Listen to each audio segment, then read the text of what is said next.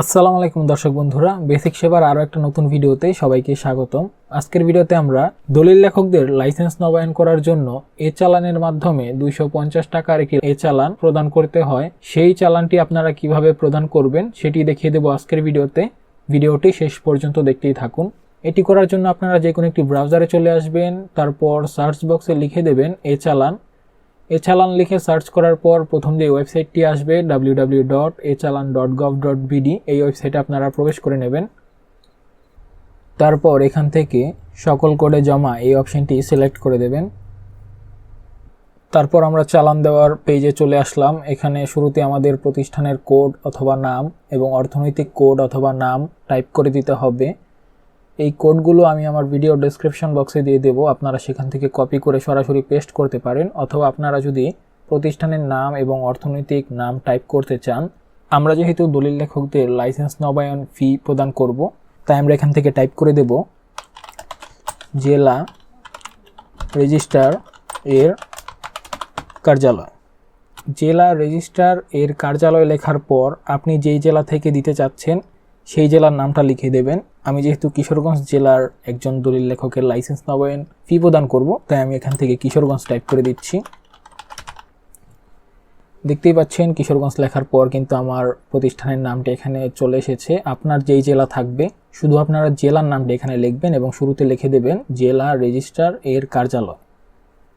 আমি আমার জেলাটা সিলেক্ট করে দিলাম। তারপর আমাদের অর্থনৈতিক কোড দিতে হবে অথবা নাম টাইপ করতে হবে। অর্থনৈতিক কোড হবে নবায়ন ফি বা রিনিউয়াল ফি, এটা আমরা এখান থেকে সিলেক্ট করে দেব। দেখতেই পাচ্ছেন আমাদের এখানে 7 সংখ্যার কোড সহ নবায়ন ফি এটি সিলেক্ট হয়ে গেছে। তারপর আমরা টাকার পরিমাণটি লিখব। 2025-26 অর্থ বছরে লাইসেন্স নবায়ন করার জন্য কিন্তু 250 টাকা প্রদান করতে হবে চালানের মাধ্যমে, তাই আমরা এখানে 250 টাকা টাইপ করে দিচ্ছি। তারপর সর্বমোটের কলামে আমরা এখানে একটা ক্লিক করব। আমাদের 250 টাকা কিন্তু এখানে চলে আসছে।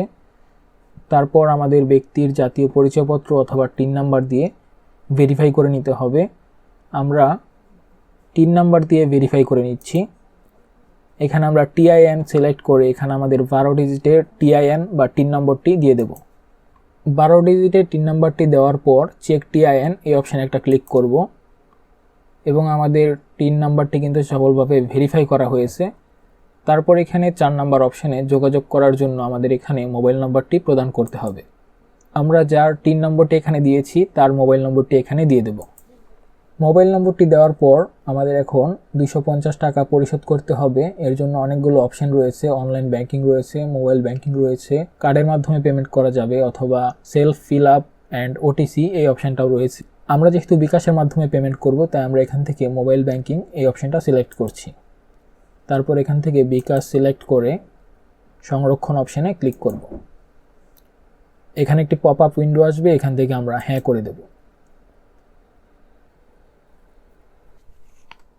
তারপর এখান থেকে আমরা প্রসিড অপশানে ক্লিক করব। আমরা বিকাশ পেমেন্ট গেটওয়েতে চলে এসেছি এবং এখান থেকে আমরা আমাদের বিকাশ নম্বরটি টাইপ করে দেব। বিকাশ নম্বর টাইপ করার পর এখানে কনফার্ম অপশানে ক্লিক করব। আমাদের বিকাশ নম্বরে একটি 6 ডিজিটের ওটিপি চলে আসবে। ওটিপি দেওয়ার পর আমরা কনফার্ম অপশানে ক্লিক করে আমাদের 6 ডিজিটের পিন নম্বরটি দিয়ে দেব।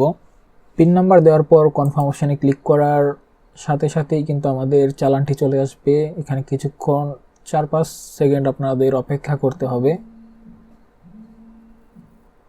দেখতেই পাচ্ছেন আমাদের টাকা কেটে নেওয়ার সাথে সাথেই কিন্তু আমাদের চালানের কপিটি এখানে চলে আসছে। এই চালানের কপিটি আমরা এখান থেকে ডাউনলোড করে নেব। আশা করি আপনারা বুঝতে পেরেছেন দলিল লেখকদের লাইসেন্স নবায়ন করার জন্য 250 টাকার চালান কিভাবে আপনারা প্রদান করবেন। আজকের ভিডিও এই পর্যন্তই। এমনই গুরুত্বপূর্ণ ভিডিওগুলো পেতে আমাদের চ্যানেলটি অবশ্যই সাবস্ক্রাইব করে দিন এবং পেজটিকে ফলো করতে ভুলবেন না। ধন্যবাদ সবাইকে।